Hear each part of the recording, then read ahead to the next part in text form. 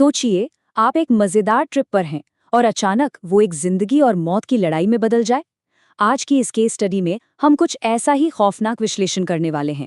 हम बात कर रहे हैं द हॉन्टिंग ऑफ डी मेलो हाउस की, एक ऐसा नाम जो वाकई रोंगटे खड़े कर देता है।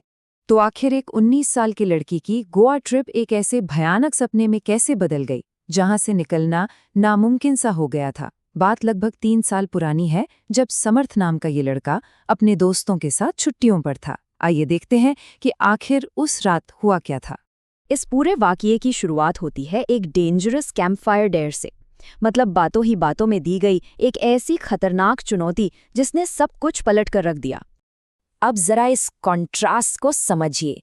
एक तरफ बीच पर जलते हुए बॉनफायर की वो गर्माहट और दोस्तों का खुशनुमा माहौल था, और दूसरी तरफ उस जंगल का वो बर्फीला डरावना सन्नाटा जहां जाने का समर्थ को चैलेंज मिला था। चैलेंज क्या था? रात के उस घने अंधेरे में अपनी स्कूटी से अकेले जाना और उस कुख्यात डीमेलो हाउस की एक फोटो क्लिक करके लाना। पर समर्थ के वहां पहुंचने से पहले हमारे लिए इस डी मेलो हाउस की उस खूनी कहानी को जानना बहुत जरूरी है। आखिर ऐसा क्या हुआ था इस पुरानी पुर्तगाली हवेली में, जो लोग वहां जाने से भी डरते हैं? लोकल लोगों की माने तो ये कहानी शुरू होती है दो भाइयों के बीच की एक बहुत ही गहरी और खूनी नफरत से। बात इतनी बढ़ गई कि एक भाई ने दूसरे की बेरहमी से हत्या कर दी और लाश को घर के ही पिछले हिस्से में एक बड़े से पेड़ के नीचे गाड़ दिया। कहते हैं मरने वाले भाई की आत्मा ने भयानक बदला लिया और उनका वो खूनी खेल आज तक खत्म नहीं हुआ। अब वापस आते हैं समर्थ पर। जैसे ही वो उस प्रॉपर्टी के करीब पहुंचता है, अचानक आसपास का माहौल पूरी तरह बदल जाता है। हवा एकदम बर्फीली हो जाती है और जंगल में एक अजीब सी अप्राकृतिक खामोशी छा जाती है।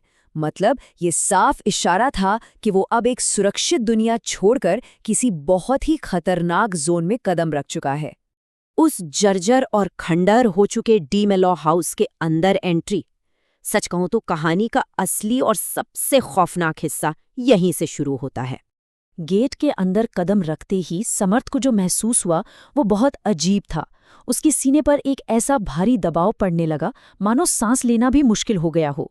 हवा में सड़े हुए मांस की तेज और भयानक बदबू थी, और तो और घर की दीवारों पर बिना चेहरों वाले अजीबोगरीब कार्टून बने हुए थे, जो ऐसा लग रहा था मानो सीधा उसी को घूर रहे हों। बाहर की तरफ एक झुका हुआ पेड़ था जिस पर गहरे खरोच के निशान थे, बिल्कुल जैसे किसी ने अपने नाखूनों से उसे नोचा हो। और फिर शुरू होता है वो सुपरनैचुरल अटैक जिसने समर्थ की जिंदगी हमेशा के लिए बदल दी। जरा इस टाइमलाइन पर गौर कीजिए, क्योंकि चीजें बहुत तेजी से बिगड़ती हैं। सबसे पहले समर्थ को किसी के गुर्राने और दो आदमियों के लड़ने की भयानक आवाजें आती हैं।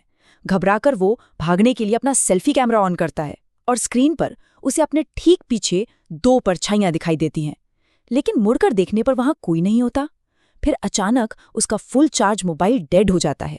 भागते हुए जैसे ही वो घर के पीछे वाले पेड़ के पास पहुंचता है, उसके पैर जमीन पर ऐसे जम जाते हैं मानो किसी ने उन्हें जकड़ लिया हो, और वो नीचे एक अंधेरे गड्ढे की तरफ खिंचने लगता है।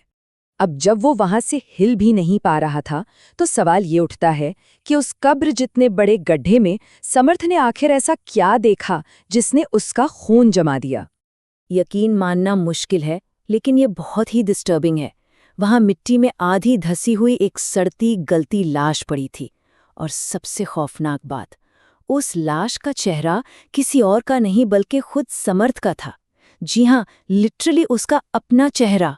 और जब वो घबराकर ऊपर देखता है तो उसका सामना होता है उन दो आत्माओं से, वही दो मरे हुए भाई जिनके बारे में हमने किंवदंती में बात की थी। उनके शरीर पर चाकुओं के गहरे घाव थे जिनसे खून रिस रहा था। सिर बुरी तरह कुचले हुए थे और उनकी गर्दनें पूरी 180 डिग्री पीछे की तरफ मुड़ी हुई थी। उनकी लाल चमकती हुई आंखें ऐसा लग रहा था मानो सालों से किसी गहरे गुस्से से भरी हों। अब आता है इस कहानी का सबसे भयानक पल। वो लाश जिसका चेहरा समर्थ जैसा था, अचानक मिट्टी से उठ खड़ी होती है और चीखते चिल्लाते समर्थ को जबरदस्ती उसी कब्र के अंदर खींचने लगती है। समर्थ ने पूरी ताकत लगा दी, लेकिन उसकी सांसें उखड़ने लगी और धीरे धीरे उसकी आंखों के सामने घना अंधेरा छा गया। तो अब एक बड़ा सवाल, इतनी खौफनाक रात के बाद कोई रेस्क्यू कैसे हो सकता है? क्या वो वहां से जिंदा बच पाया? सुबह के 5:30 बज चुके थे। ये वो समय था जब सूरज निकल रहा था और इस कहानी में एक नई उम्मीद जग रही थी। जब समर्थ काफी देर तक नहीं लौटा तो उसके दोस्त घबराकर उसे ढूंढने निकले। जब वो डीमेलो हाउस पहुंचे तो उन्होंने देखा कि समर्थ घर के बाहर पड़ा हुआ है। वो पूरी तरह मिट्टी में सना था और बेहोश था, लेकिन गनीमत ये थी कि उसकी सांसें अभी भी चल रही थीं। उन्होंने तुरंत उसे वहां से निकाला और पानी पिलाकर होश में लाए। अब यहाँ एक बहुत ही अजीब स्थिति पैदा हो जाती है। एक तरफ समर्थ की वो खौफनाक सच्चाई थी, उससे पूरा यकीन था कि उसने एक असली सुपर नेचुरल अटैक झेला है। लेकिन दूसरी तरफ उसके दोस्त थे जिन्हें इस पर बिल्कुल भी विश्वास नहीं हुआ। उन्होंने इस पूरी भयानक घटना को महज एक वहम या कह लें कि एक हेलुसिनेशन मानकर सीधे सीधे खारिज कर दिया। लेकिन भाई, कहानी यहाँ खत्म नहीं होती। जाते जाते एक आखिरी रोंगटे खड़े कर देने वाला दृश्य अभी बाकी था। जब वो सब वहां से लौट रहे थे तो समर्थ ने एक आखिरी बार पीछे मुड़कर उस घर की तरफ देखा और उसने साफ साफ देखा वो दोनों मरे हुए भाई घर की खिड़की से सीधे उसी को घूर रहे थे। समर्थ इतना डर चुका था कि वो उसी दिन हमेशा के लिए सदमे में गोवा छोड़कर चला गया। इस घटना ने उस पर ऐसा असर छोड़ा जिससे वो शायद कभी उबर नहीं पाया। और अंत में ये केस स्टडी हमें इसी एक सवाल के साथ छोड़ जाती है, क्या गोवा का वो डीमेलो हाउस सच में हॉन्टेड है? जो कुछ भी हमने आज देखा और समझा, उसके बाद आप खुद इस पर विचार कीजिए। आज के इस विश्लेषण में बस इतना ही।